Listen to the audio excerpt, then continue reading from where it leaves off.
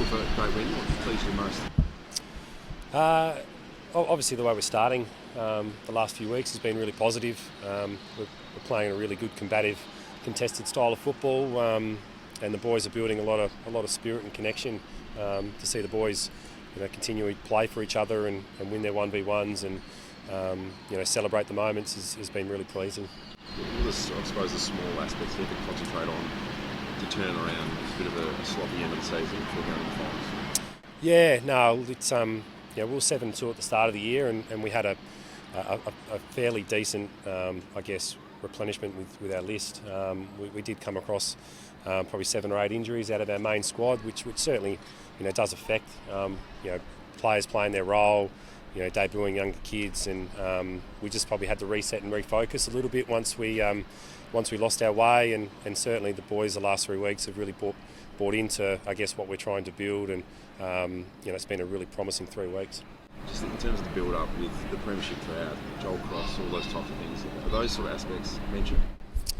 I guess externally they are. It's a question that gets asked, nearly every week, and certainly the supporters, remind you friendly after a game, that tap you on the shoulder and say, we wouldn't mind seeing another one before we move on. But we're really drawing on our emotional and spiritual connection as a group. I think you can see that in the way we play, and we're taking it, obviously the old cliche, 1 week at a time, but certainly the boys are playing with full confidence, and they certainly know that we're good enough. Matty Broadbent, draw a line through him for Friday night? Draw a line through Matty. He's probably going to be unlikely for a couple of weeks' time as well if we were to get through. If you do get through to the GF, unlikely? Yeah, it'd be pretty touch and go, I would have thought. Yeah. Disappointing, obviously, for the footy club and also for him. Yeah, it is. Look, Matt's been a great player for the footy club over the past 2 years. He's really come in and got himself going, off field as well. He's got a terrific career now with the Sammy D Foundation, and he's been a great leader of the football club and provides us obviously a lot of leadership on field.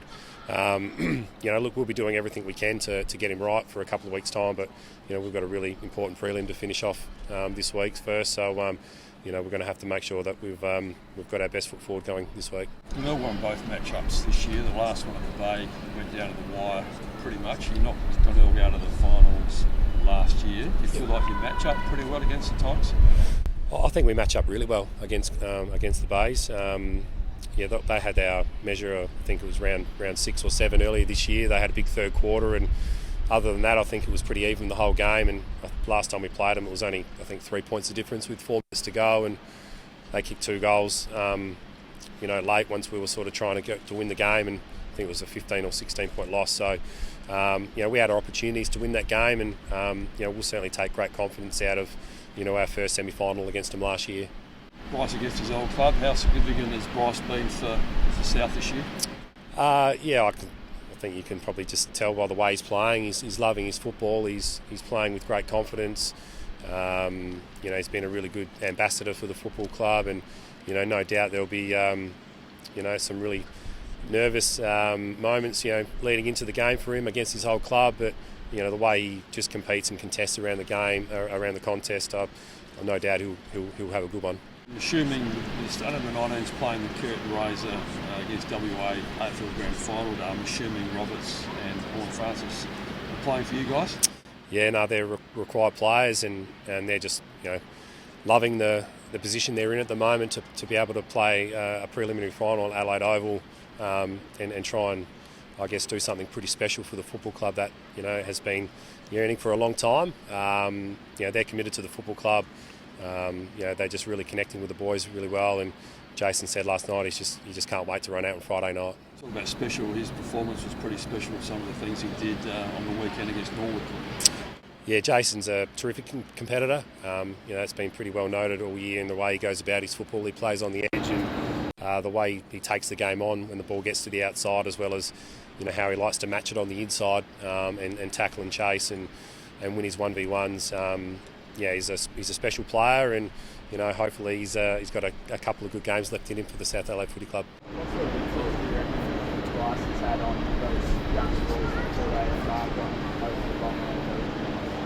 Well, yeah, he's had a really good input to their development this year, and that's what his role is at the football club, is in individual development with those 16, 17 and 18-year-old players.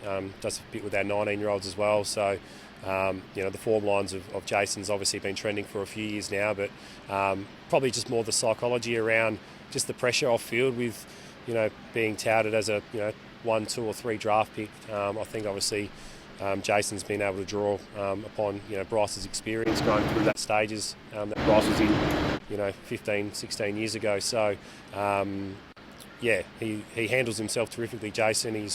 Anytime he has a bit of a disappointing game, he's the first one to get on the training track and get out there with full intent. Value on Bryce and what he adds in that space, especially strong young. Yeah, like I said, his experiences at AFL level is unquestionable, and in what he brings to the football club on field as well. You can just see the way he goes about it, his leadership around the contest, around the stoppage, his composure with ball in hand. Certainly to have him and Matty Broadbent sort of mid and back half, and then being able to have Joel in the front half has certainly balanced our group a lot more this year. How much is the premiership drought playing into your form? Is it something you talk about, or something you just leave alone? Look, not really. I mentioned earlier that we're really drawing on some spiritual connection at the moment with the group, and we've had some themes over the past 2 or 3 weeks that we've been working on and building on with our value of each other, and the boys are really holding that pretty close to them at the moment. And I think you can see that in the way we're playing, that we're a really connected group, and certainly we've got a big Friday night match-up against undoubtedly the best team of the year throughout the minor round, so it's going to be a really good game. Foresee this kind of running finals coming in? Could I foresee it? When you finish 5th, you have to. You've got to go through the hard way, and North Adelaide did it in 2018 when they knocked us out in the elimination final, so it can be done, and I think 5 or 6 of the last